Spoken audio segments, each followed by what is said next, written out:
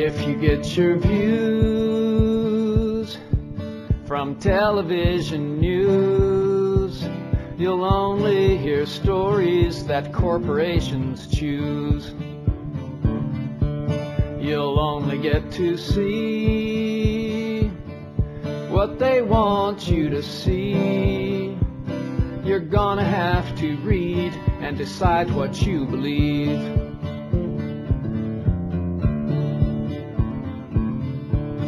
We all watched in horror 911. The planes hit the towers and the towers came down. Did you ever wonder how they fell so fast? Well, maybe that's a question that we're not supposed to ask.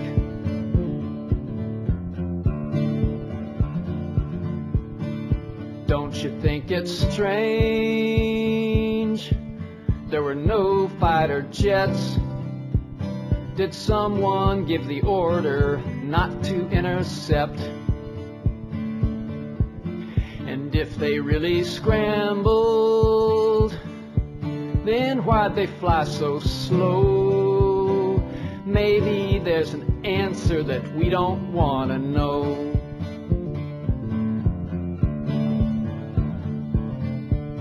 And where was our president? George W., that fool. He was visiting with children at an elementary school.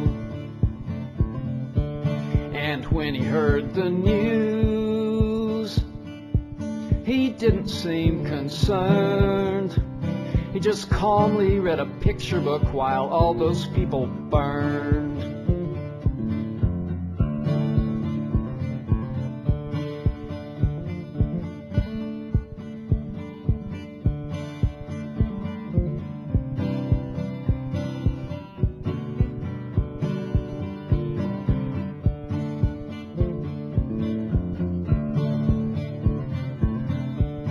The Bushes and Bin Ladens. Now what's that all about? While all of us were grounded, they flew his family out. Osama got his training from the CIA. Our soldiers took Afghanistan, they let him slip away.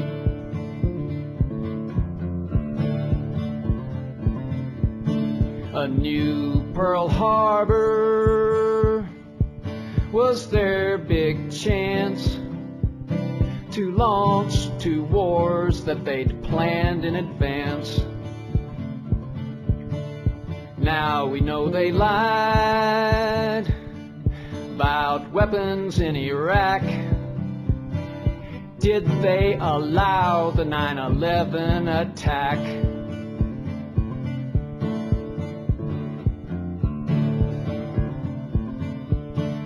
If you get your views from television news, you'll only hear stories that corporations choose.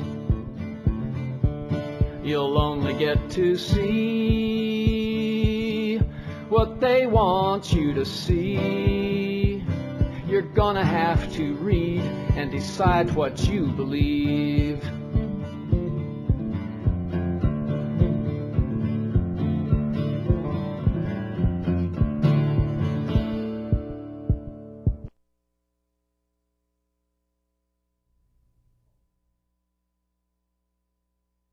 Howdy, and welcome to another episode of Omega Presents. We're going to change the name on the next show, I believe. We should just change it now, call it 9/11 was an inside job. But we haven't done that yet. That's going to be the name of the show, starting with all the shows after 1st of January. Well, we're going to have a really good show today. I've got Barbara and Barry from 9/11 Portland, PDX 9/11 Truth, if I don't keep too tongue-tied here. And they'll be talking about the bill that they're trying to get introduced. And in the meantime, there's some really good news. A lot of people keep talking about, if 9/11 was an inside job, how come nobody's stepping forward? Well, the fact is everybody's stepping forward, and you just don't know about it. Everybody's a big word, but we've got 2 new websites. I'm going to have them bring up the CG for the 6 of my more favorite websites. Go ahead and pop them up. We've got Lawyers for 9/11 Truth. Well, wait a minute. That's the wrong one, son. Lawyers for 9/11 Truth and Firefighters for 9/11 Truth. Add to Pilots for 9/11 Truth, Architects and Engineers for 9/11 Truth. Let's see if I can do them all from memory. There we go, up there. I start at the top with Pilots for 9/11 Truth, then Scholars for 9/11 Truth and Justice, Architects and Engineers for 9/11 Truth, Veterans for 9/11 Truth, Lawyers for 9/11 Truth, Firefighters for 9/11 Truth. So these are professional people that we're talking about. These are not just arm-waving, left-wing, hippie, radical troublemakers like they want us to believe in the paper. So it's really encouraging. Now, this doesn't include any of the European or Asian groups that are pressing for 9/11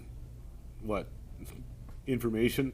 The Japanese had 24 people killed in 9/11, and up till now they've only had the Bush explanation that it was Al-Qaeda and a bunch of 19 Arab hijackers that just happened to, some of them survived the crash miraculously, just like their passports did. Anyway, 9/11 Truth is expanding all over the world. The Japanese are now officially asking for an explanation from our government.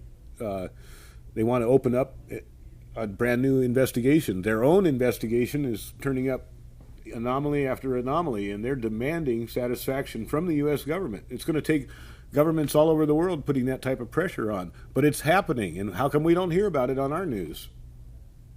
What? I don't hear any answer. How come we don't hear about it? Where's the rest of our news people trying to show us the news? Well, I've got a couple of roll-ins here that I want to bring in. Maybe I'm a little optimistic. We've had technical troubles with our DVD player down here. I guess that's more information than you need, but we've got, let's see, are we anywhere near ready to roll those? Go ahead. Not quite yet. Not quite yet. What's that? Yeah, just play number 3 as soon as you can. And when I see it come up. Well, anyway, we've got, let's see. I guess we're just cooling our jets until that happens. But I'll tell you what, I'll introduce. And pretty quick, I'm learning about molten metal pools under both towers after they collapsed, and Building 7. Now, Building 7 wasn't even hit by a jet. And yet it comes down, and then it's got this molten metal underneath. And where'd that come from? I mean, I hear people say, well, that would be from the metal of the planes. Well, that might work for the towers, possibly, but it sure doesn't work for Building 7. It was 300 plus feet away from the North Tower, and no plane hit it. So where does this molten metal come from? This is how it's been since day one. Oh, it's unbelievable. And this is 6 weeks later, almost 6 weeks later. And as we get closer to the center of this, it gets hotter and hotter. It's probably 1,500 degrees. We've had some small windows into what we thought was a core at some point, and it looked like an oven. It was just roaring inside. And it's just a bright reddish orange color. See that stuff he's pulling out? What was that, Chief? We're gonna hold off on the water. See the stuff he's pulling out? Yeah. Red hot. If we hit it too much steam, you won't be able to see what he's doing. Great. I studied various aspects, and the molten metal is my first topic. It's the one that really caught my interest, and the data is just coming together. Now, I have a sample of this molten metal. Previously, molten metal here. Just a tiny sample. This is really all we need. I brought along with me at the last minute. I thought, well, I'll throw that in. And by analyzing this, we determined it is not molten aluminum from the plane. Okay. Indeed, it contains a great deal of iron, which is the product of the thermite reaction. This is thermite. It's a powdered mixture of iron oxide and aluminium, which when ignited burns at 2,500 degrees Celsius, which is very, very hot. Packed into the slow-release mechanism of a garden flower pot, the thermite is ready for action.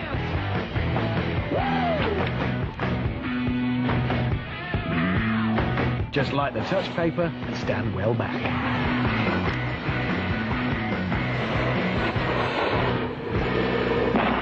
The fuse triggers the irreversible thermite reaction. As scorching hot meets freezing cold, a fierce battle rages. The smoke clears, and incredibly, nothing remains. As the thermite burns at 2,500 degrees, it releases a raging torrent of molten iron, which rains down upon the liquid nitrogen, boiling the glacial mixture away in a plume of vapor and melting the cylinder, leaving just a puddle of white-hot iron. A clear victory for thermite. The engine block is the densest part of a car. It's basically a huge lump of metal, and, well, it's very hard to melt. Lucky then, the brainiacs have plenty of thermite, specially packed into the slow-release mechanism of a garden flower pot. A big pile on the bonnet directly over the engine block should do the trick. The irreversible thermite reaction begins.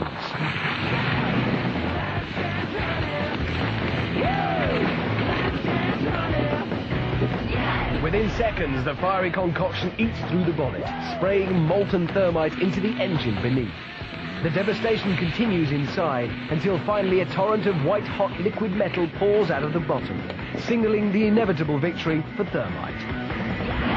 A quick check confirms a clear path of destruction through the engine. Now this thermite is so hot, this molten iron, especially when you mix sulfur in. Now it's called THRMATE. So sulfur added to this molten iron, it'll just cut through steel, through structural steel, for example, like a knife through butter. And we also see this molten, yellow-hot molten metal with white wispy ash pouring out of the South Tower just minutes before its collapse. And I've shown this video, and it's just amazing. Photographs of that, it's in the NIST report. They say, well, probably molten aluminum from the aircraft. No, sorry, it's not. We did experiments at BYU. See, that was in the New York Times as the sulfidation of the steel came out. You know, World Trade Center 7, there's no airplane that hit it. And so how do you explain this? And then the towers too. And the New York Times said this is the greatest mystery uncovered so far. On that, the molten metal pools indicate, in this case, a large amount of incendiary or explosive material. Super thermite is explosive. Ordinary thermite and thermate are incendiaries. It's true that when you add sulfur to the thermite, it now cuts very quickly through steel. And again, do you remember earlier I spoke of this paper I read? These metallurgists in Massachusetts had looked at World Trade Center 7 steel and some from the towers also. Strange, they said, that high temperature sulfidation. Where does this sulfur come? Where do these high temperatures come from? Well, the answer, you see, we're getting at, it's totally consistent with this thermate. Strange, they said, that high temperature sulfidation. Where does this sulfur come? Where do these high temperatures come from? Well, the answer, you see, we're getting at, it's totally consistent with this thermate.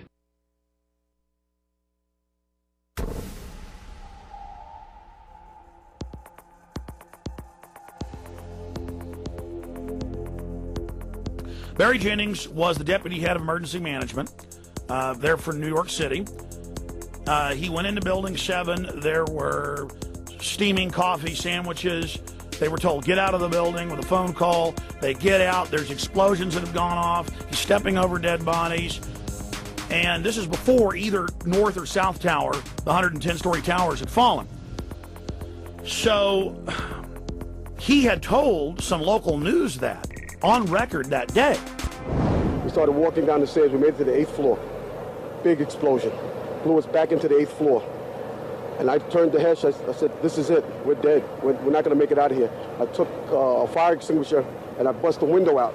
That's when this gentleman here heard my cries for help. So Jason Burmis and Dylan Avery and Corey Rove, they go out a year ago for Loose Change Final Cut. They interview him. Hi, my name is Barry Jennings. I'm 52 years old. I've worked for 33 years at one location. When the Office of Emergency Management did an activation, they always included our locale. And what they did was monitor the emergency. They actually coordinated the emergency through several agencies. I received the call shortly after the first plane hit. I got there, I had to be inside on the 23rd floor when the second plane hit. Upon arriving into the OEM EOC, we noticed that everybody was gone. I saw coffee that was on the desk. Still, the smoke was still coming off the coffee. I saw half-eaten sandwiches. And only me, Mr. Hess, was up there. After I called several individuals, one individual told me that to leave and leave right away. Mr. Hess came running back in and said, we're the only ones up here, we got to get out of here. He found the stairwell. So we subsequently went to the stairwell and we're going down the stairs. When we reached the 6th floor, the landing that we were standing on gave way. There was an explosion and the landing gave way. And I was left there hanging. I had to climb back up and now I had to walk back up to the 8th floor. When I made it to the 6th floor and there was an explosion, the explosion was beneath me. Keep in mind now, it's pitch black in there. All the lights went out. So when the explosion happened, it blew us back. I'm thinking I'm standing on the landing. I'm actually holding on to a pole above us. Really? And I had to climb back up because Hess is yelling, what do we do now? I said, there's only one thing we can do, and it's go back up. Both buildings were still standing. Keep in mind, I told you the fire department came and ran. They came twice. Why? Because building Tower 1 fell, then Tower 2 fell. And then when they came back with all concern now, like, to get me the hell out of there. I was trapped in there for several hours. I was trapped in there when both buildings came down. All this time, I'm hearing all types of explosions. All this time, I'm hearing explosions. When they finally got to us, and they took us down to what they called the lobby, because I asked them, I said, when we got down there, I said, where are we? He said, this was the lobby. And I said, you got to be kidding me. It was total ruins. Total ruins. Now keep in mind, when I came in there, the lobby had nice escalators. It was a huge lobby. And for me to see what I saw, it was unbelievable. And the firefighter that took us down kept saying, do not look down. And I kept saying, why? He said, do not look down. And we were stepping over people. And you know you can feel when you're stepping over people. This big, giant police officer came to me. And he says, you have to run. I said, I can't run. My knees are swollen. He said, you're going to have to get on your knees and crawl in. He said, because we have reports of more explosions. And that's when I started crawling. And I saw this guy fall behind me. And his comrades came to his aid. They dragged him to safety. I'm just confused about one thing, and one thing only. Why World Trade Center 7 went down in the first place. I'm very confused about that. I know what I heard. I heard explosions.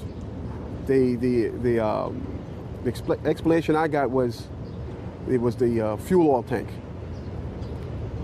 I'm an old boiler guy. If it was a fuel oil tank, it would have been one side of the building. Yes, you can use this footage. Now, suddenly he gets threats. They threaten to fire him. All this stuff happens. And so even though he agrees that we can use it, and we have that contractually, him agreeing to use it, and would be important for the movement, important to get it out, we didn't put it out. I was one of the executive producers on Loose Change Final Cut. Then the BBC backtracks who it is, this Guy Smith guy who came and interviewed me and did this hit piece, a previous hit piece on 9/11, and I'd say, what about Northwoods? What about U.S. troops massing to invade Afghanistan the weeks before? What about all that? He would, no, that's not going in the piece. Total hit piece. Then at the end of it, he said it was fair and balanced. At the end, he just laughed at me and told me I was a nut, and it was a big joke. I mean, totally disingenuous. Then about a month ago, I was on BBC Radio debating him, and he said he was involved in this new Building 7 piece that's coming out, and they interviewed Barry Jennings for it, and we've seen the trailer. Basically, they edit craftily, and Jennings had been pressured. He said, well, it looked like bodies. I thought it was bodies. It might not have been bodies. I meant the stuff on the floor was like bodies. Key witness to WTC 7 explosions, dead at age 53. Ira Hayes. Emergency coordinator, a 9/11 witness, Barry Jennings, has passed away with controversy about WTC 7 still hot, as the BBC hit piece and NIST report have been released to counter Jennings' exclusive testimony on explosions inside Building 7. Now, we interviewed him for Loose Change Final Cut. He then, word got out about it. He begged us, saying he'd been threatened, saying his pension had been threatened, his job had been threatened, and other threats. Wouldn't specify what those were if he didn't shut up. Then he didn't really recant. He said, yeah, there were explosions, yeah, before the towers fell in Building 7. And he said, well, it could have been bodies. But earlier he said they were bodies on the ground. Then his boss just came out in the last few weeks and was interviewed by the BBC saying, I never saw explosions, though he had said that on news that day along with Mr. Jennings. Very suspicious that he's dead at 53. Let me just read over this article for everybody and then make some added points on it. Emergency coordinator, 9/11 witness Barry Jennings has passed away, with controversy about WTC 7 still hot, as the BBC hit piece and NIST report have been released to counter Jennings' exclusive testimony of explosions inside Building 7. Now that's, we could say exclusive, but really his boss talked about explosions. Firefighters and police talked about it. EMTs talked about it. There's cops on CNN saying, get back. They're going to blow it up. It's going to come down. And the owners said they blew it up. So the problem is, see, he's credible because he was the deputy emergency manager of that area. So that's why they had to get rid of him. And I have no doubt they killed him. And there's 95% chance, especially now they're being very secretive. See, people say, well, why 7 years later was he killed? This was all coming out. There was talk of subpoenaing him, that they're about to probably get enough signatures to have it on the ballot for a New York investigation of 9/11. Talk of calling him before a grand jury. The interview was not fully released until 2008 at the request of Mr. Jennings, who had received numerous threats to his job and asked that it be left out of Loose Change Final Cut because of those threats. He'd still be alive, folks. I'm almost 95% sure that it was a murder, especially now how they won't say what caused it. Barry Jennings is dead. And he died a month ago. He's dead. Okay? Don't let Barry Jennings die in vain. Don't let all the other people that have died in vain and been murdered over this. I mean, they did this, folks. And this is a big deal. So they had to kill Jennings. And he was 53. He could have had a heart attack, maybe 5% chance. And right around the NIST report coming out, we know that the BBC was trying to interview him again. We know that his boss was now contradicting him. But conveniently, he is now gone. No one has any details. No one knows anything. His family's being closed-lipped. His bosses and others are being closed-lipped. His employees and people that were under him are being closed-lipped. I mean, we have a right to know. This is the fact that it's being covered up, that is so suspicious. And when this happened is so key. Really a lot of evidence. I mean, this whole thing stinks to high heaven. We have 3,000 people that were murdered. And I assure you, if we could talk to them right now, every one of them would say, absolutely, find out who did this. And the majority of the victims' families have said on record, and the heads of the biggest groups have said, the most of us believe it's an inside job, and that was years ago. We got polls years ago where 84% believe the government's lying, 50-something% believe total inside job. And, you know, that's the majority of the polls. They got a few cooked ones where only half believe they're being lied to.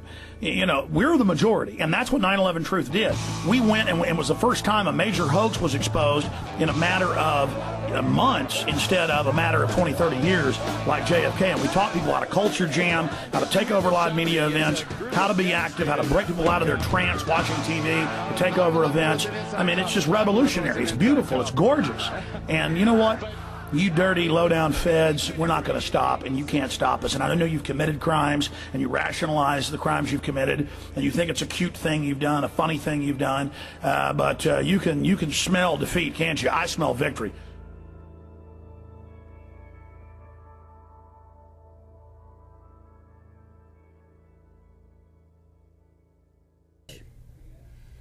All right. Well, there's a little clip about Barry Jennings, and now, who says community or cable access doesn't really achieve anything?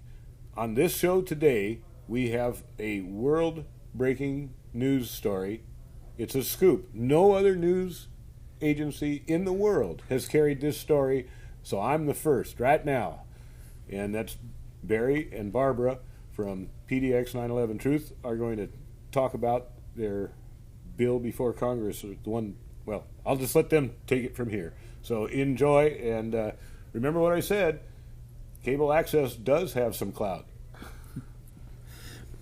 Thanks a lot, Thanks Bill. a lot. Just segueing off of what we just heard from Alex Jones, it's interesting that Barry Jennings ends up dead 2 days before the NIST report that came out on the 21st of August of this year. Isn't that? Yeah. There's no accident in that, is there, Barbara? No. And if I were Michael Hess, I would be scared. Yes. Yeah. And basically, Michael Hess was not really his Barry Jennings' boss. He was an attorney for the New York. Minor point, but one that needs to be included. I thought what we do today is look directly at the bill.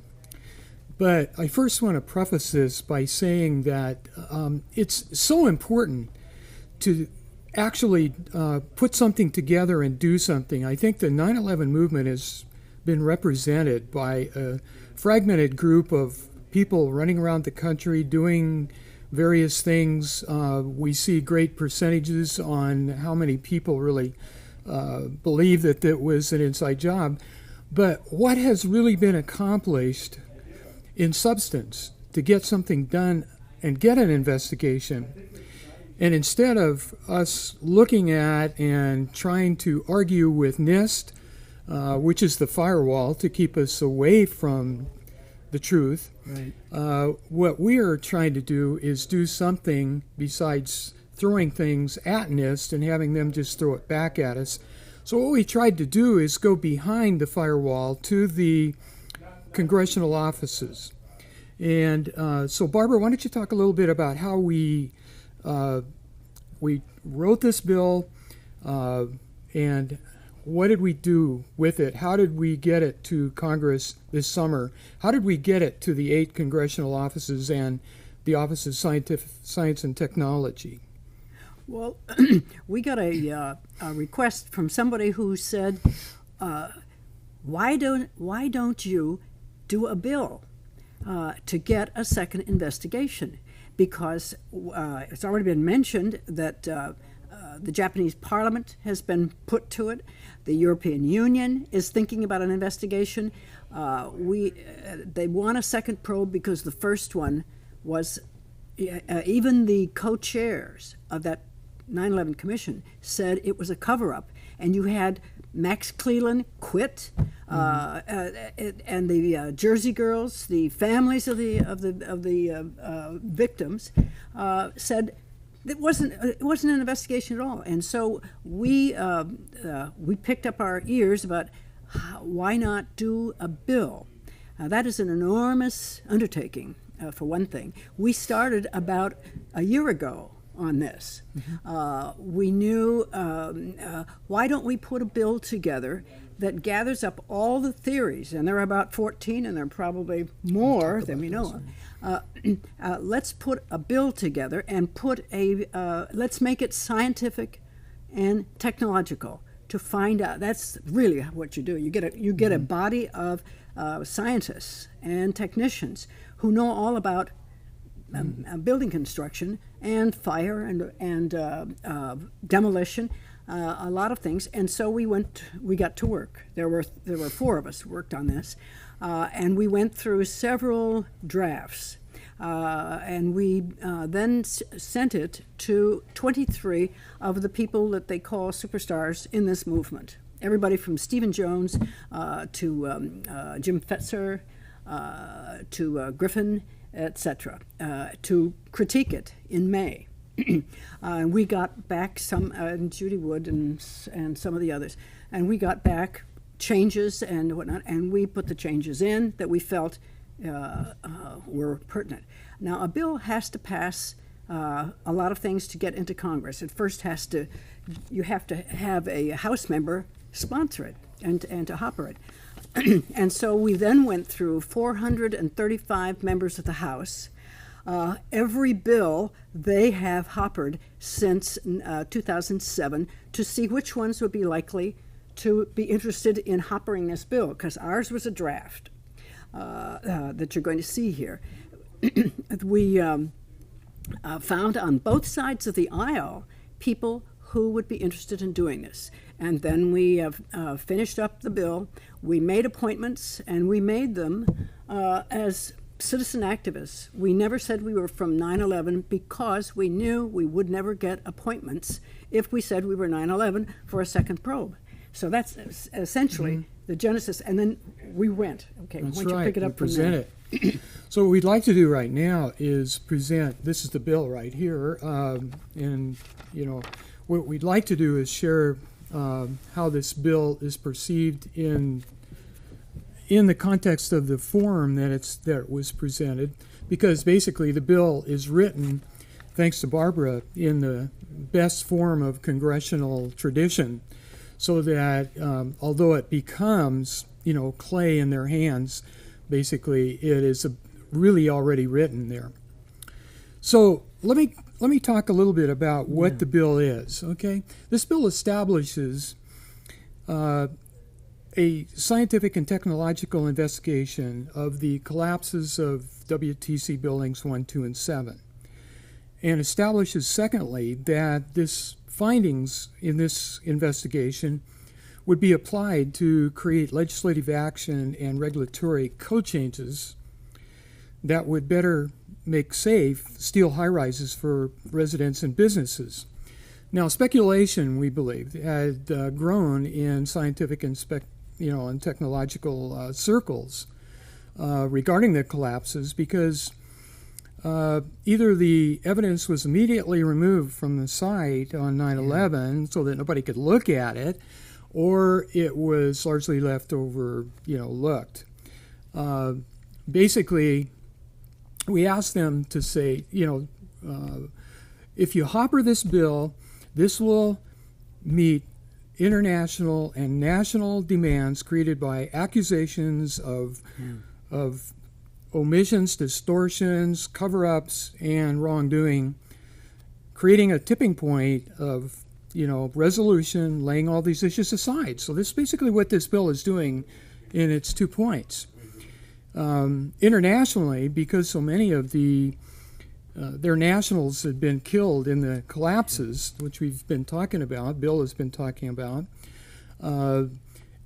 demands for their own independent investigation have come largely and surfaced a lot and continued to do so. If we look at the 26 insurance companies that covered the WTC complex, we can look at one, Sun of Canada, an internationally based insurance company that was really right on the scene, unlike FEMA or NIST that weren't, and they created a body of evidence that completely contradicted the 9/11 Commission's account of the collapses of the building. But that body of evidence has never seen the light of day, has it? No, although there is a big report from the insurance industry that goes through a lot of these things. Right. And we were then thinking about how can this benefit? I mean, if you're going to have to pay off for buildings that are destroyed, why not? Congress probably might not look at a 9/11, but they certainly would look at one that had building codes. For high-rise buildings, and we discovered there weren't any. Right. And the ones they have are voluntary by the International Code Council. They try to do that, and most of them are fire. And fire, as we've discovered, has never brought down a building since 1911. Well, you look at the international picture right now. Fujita of the opposition party of the Japanese parliament is demanding an independent investigation. We've got, Libby Davis of the Canadian National Parliament demanding an independent investigation. And the whole EU is asking for an independent investigation. And Kazia, who's an important parliamentary member of the EU, has recently, within the last 2 months, put out Zero, which is a documentary on 9/11, showed, to 20 and 30 million Europeans and Russians in their national broadcasting system. And Francisco Cossiga, the ex-president of Italy, has said for some time that it's common knowledge in Europe that 9/11 was an inside job and covered up by our own government. And he should know about false flags because he was part of Operation Gladio during the Cold War. So basically, these demands and accusations have created an international context for a tipping point of truth. Nationally, and I think Alex Jones mentioned this about the Gogsby poll, is that up to 84% of this country believed, or basically didn't believe, what the 9/11 Commission said about the collapses, and up to 57% of them also believed that it was our own government and officials within our government that did it and covered it up. So that we have victims' families, we have first responders, and we have custodians and janitors, meaning the Jersey girls, the firemen whose testimony was left out, omitted from the 9/11 Commission report, and we have Willie Rodriguez, who was the chief keymaster and custodian for over 20 years in the North Tower, and he heard these huge explosions coming up from the basement initially, and seconds before anything started from above. He also is demanding an independent investigation. So the government and its departments have become the absolute storm center for to and from people, demanding an investigation. So you have people in New York City with a referendum right now. We had several thousand people that are signing referendums demanding an independent. 30,000. 30,000 right now. 30,000, And Mike Gravel, former Alaskan senator, is part of that leadership. Then we have Jesse Ventura, who is a ex-Navy SEAL and ex, of course, governor of Minnesota, who's come out and said, basically, these are implosions that created this. And then we have Karen Johnson in the Arizona Senate, who is also saying, hey, we need an independent investigation, right? Yes, so we have all of these people demanding. So we thought, in doing the bill, let's answer this, settle it once and for all, but also do something about the building codes, because we have a lot of people today who are either high-rises are the thing. And if you're living in a high-rise, whether it's public housing or whether it's a condo, you want some safety. And we knew Congress would instantly be interested if we hooked it to the building codes. And to get to the building codes, you've got to find what caused the destruction of those 3 buildings. But the center of the storm is NIST. And they're like a firewall, aren't they? Yeah. And in terms of, there weren't any scientists, on the 9/11 Commission. So we have hundreds of architects and engineers that have gathered, that have created a bond and a body of evidence, really contradicting the evidence that has been presented by the 9/11 Commission, that fire brought down all these buildings. And then to make matters worse, on the 21st of August, like I said, a couple of days before Barry Jennings was found dead, they came out with another report on Building 7, which says, Fire. This is the final report on Building 7. And in it, it essentially says that this is the only building in history of high-rises that came down because of fire, thermal expansion or whatever you want to call it. Well, it's a complete contradiction, isn't it, Barbara? Because, my God, they've already said in the final report that the Twin Towers came down because of fire.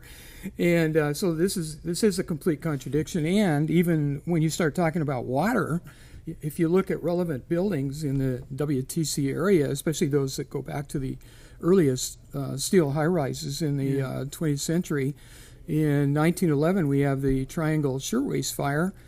Starting on the the 9th floor, basically, and blowing out windows, and 150 people killed, mostly women that are locked in their spaces to keep them from unionizing or allegedly stealing. And the standpipes and the hoses were rotted, unusable, and the water tower on top of that building was empty. For gravity water supply for such fires was empty. Yeah. And yet this 12-story building didn't collapse because of fire and lack of water. Still standing is the biology department of the New York University. And let's talk about the Deutsche Bank building. The thing that we know is that owners of high-rises and builders of high-rises know that fire has never brought down a high-rise building.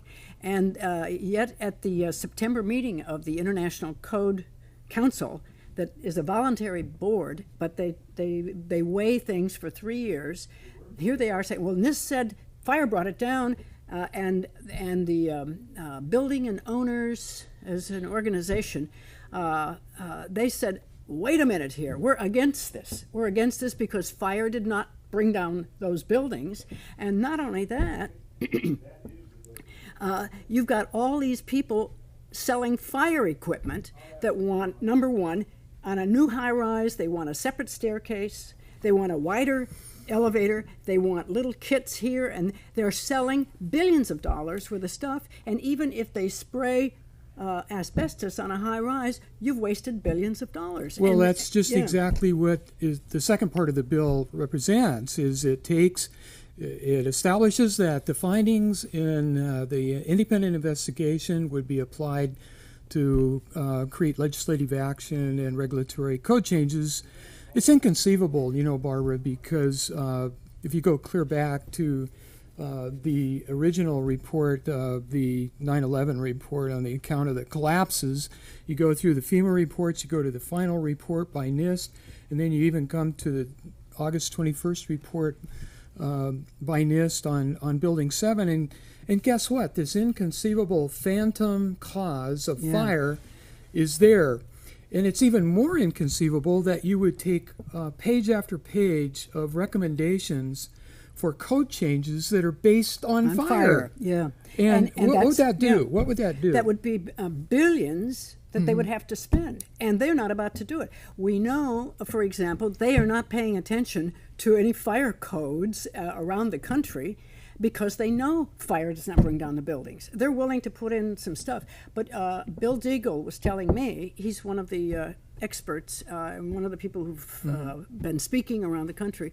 He said, in a high-rise, the real danger are those vents. If you know something about Legionnaire's disease and you know something about anthrax, all it takes on a high-rise, if you want to do a false flag, is to put some of that, it's untraceable, biology, bioterrorism, whatever it is, into the vents, and everybody in the building will die within seconds, and it's untraceable. So a lot of the codes would not be addressed if all the money was spent on fire codes.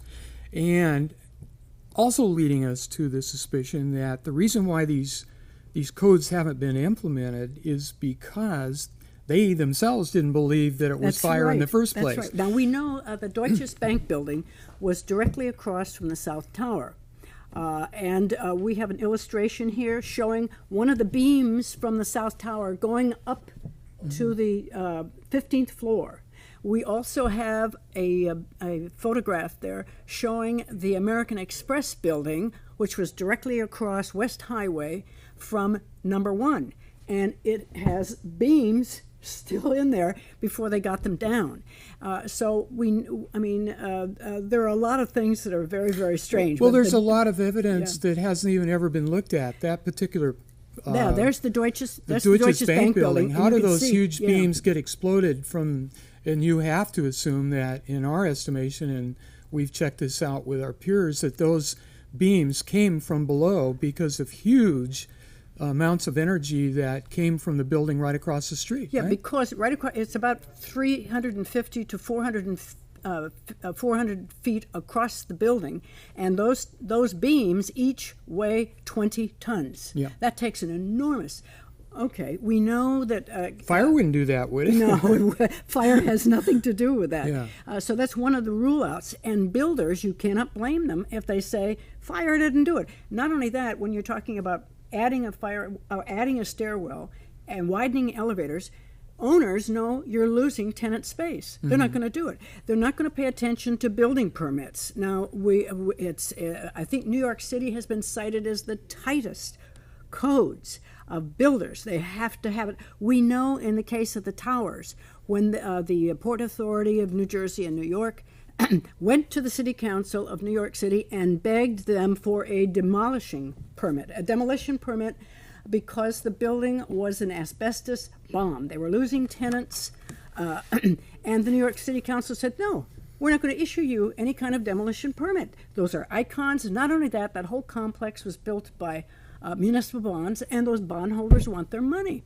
And so we know they went twice, and they were denied a permit, and they obeyed. Okay, here comes the Deutsche Bank building across from the site of the South Tower. It was shrouded for 6 years, and when they finally got all of the insurance things taken care of, they hired a contractor, Bovis Land Lease. Now, this is the picture you're seeing here is on the inside of the 15th floor of the Deutsche Bank building. You can see the beams going straight up. So we know they didn't come from down above and down. They went up. But when the Bovis Land Company got the building demolition, they were going to take it down floor by floor, beginning, I believe it was in the beginning of 2007. They hired Ecuadorians and Poles, and it's questionable whether they spoke English or not. They were going to take it down a floor a week.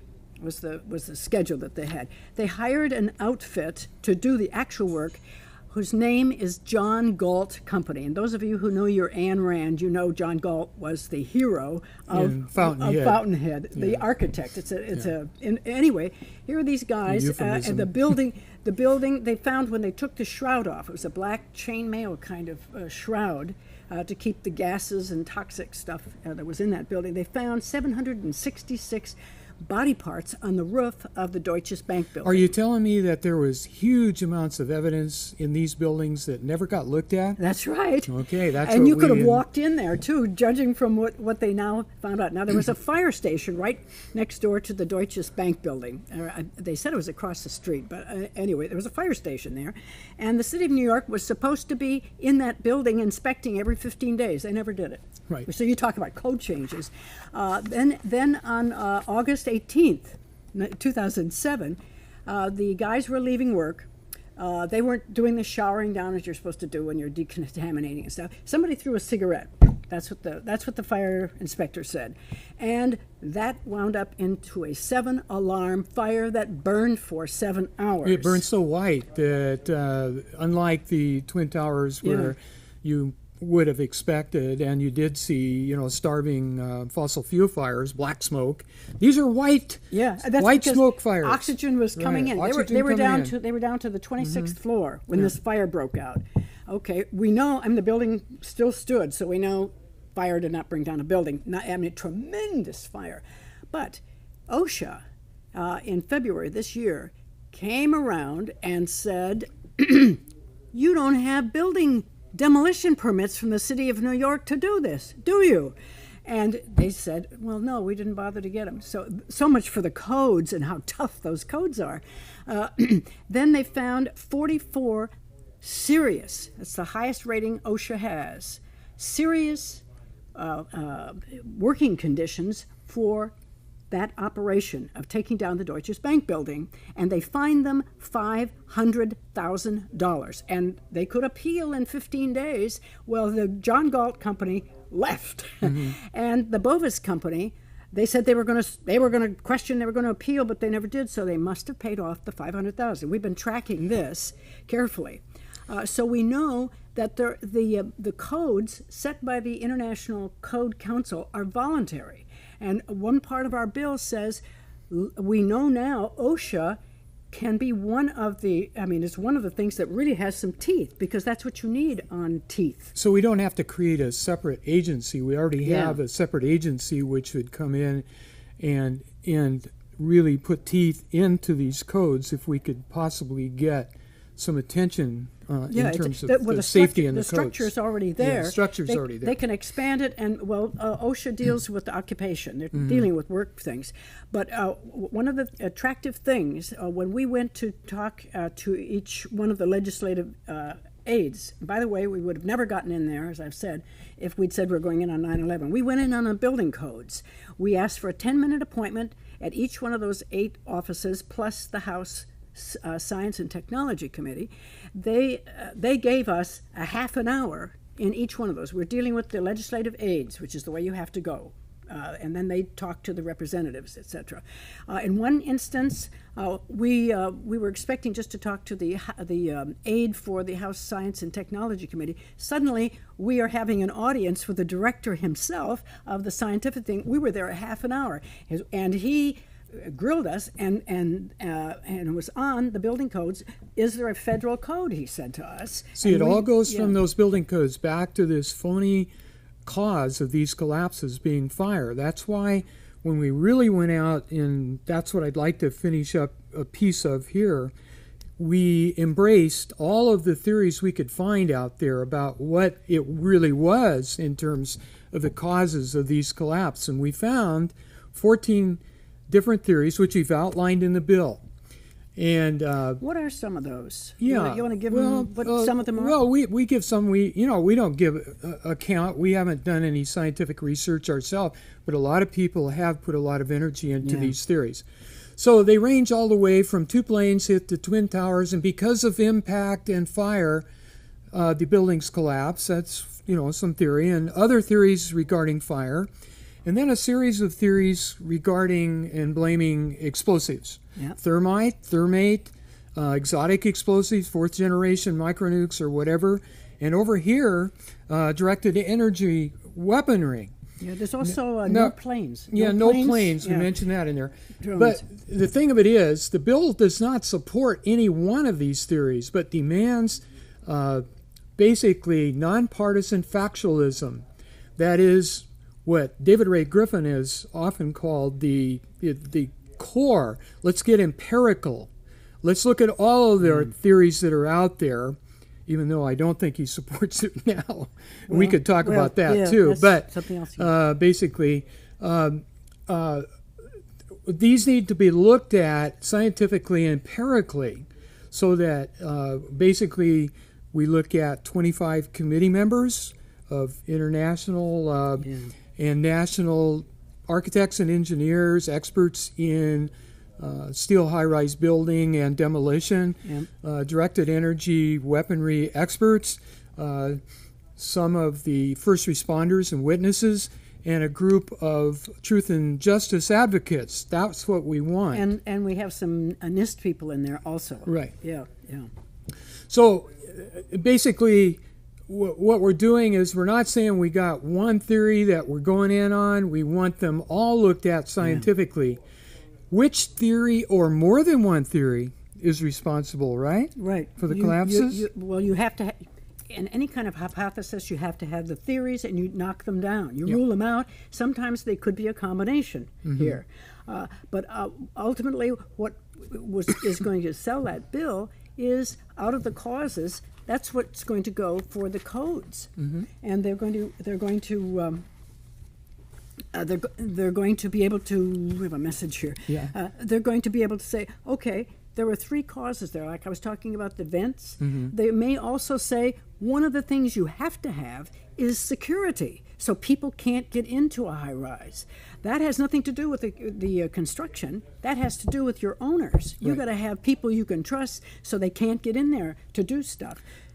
So the bill really is clay in these legislators' hands. Is the way we frame this, and just as Rosa Parks was a tipping point for the whole civil rights movement, so this bill in these legislators' hands can be the tipping point to create a clean slate for the 111th 2009 Congress, and clarity for a muddled, believably, a muddled American mind.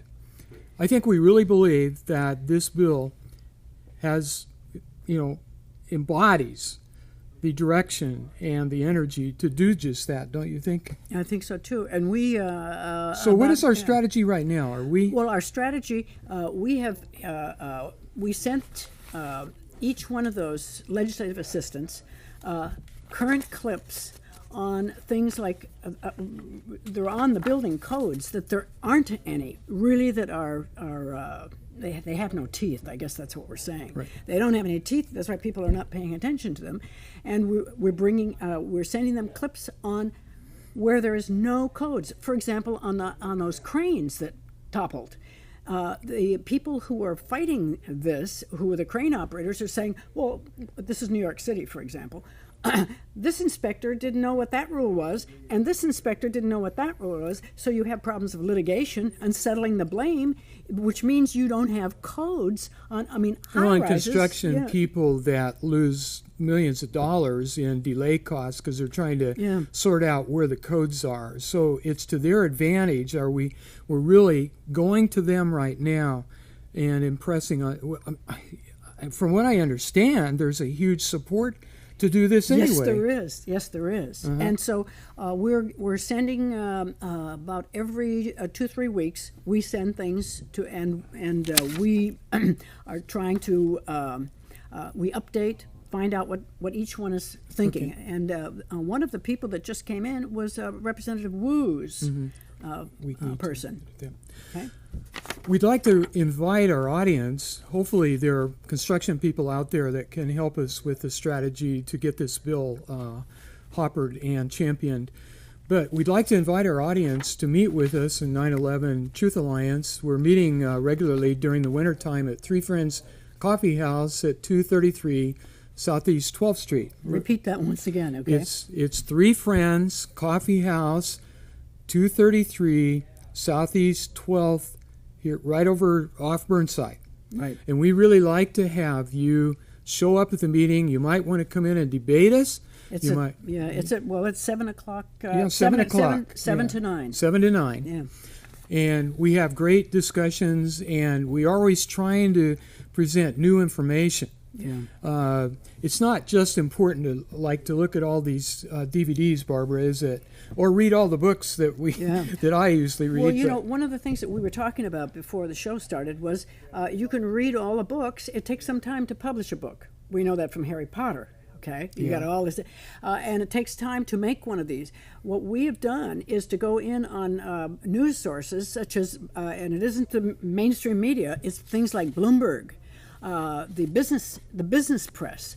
It is the construction folk, and to track. I doubt if many people know that the Deutsche Bank building had a huge fire, and that's one that they couldn't conceal the photographs from because everybody and their brother was out there photographing. It was a night fire. They didn't put it out until about 11. So it's important not to just. Are we?